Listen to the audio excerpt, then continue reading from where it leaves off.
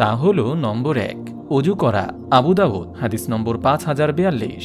নম্বর ২ আয়াতুল কুরসি পড়া, সহিহ বুখারী হাদিস নম্বর ২৩১১।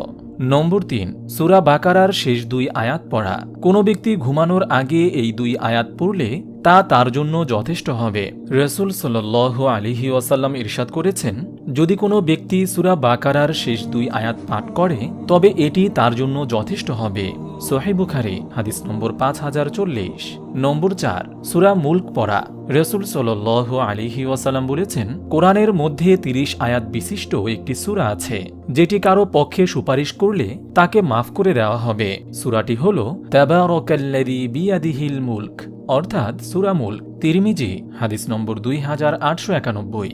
রাসূল সাল্লাল্লাহু আলাইহি ওয়াসাল্লাম এই সূরা না পড়ে কখনো ঘুমাতে যেতেন না। তিরমিজি হাদিস নম্বর ২৮৯২। নম্বর ৫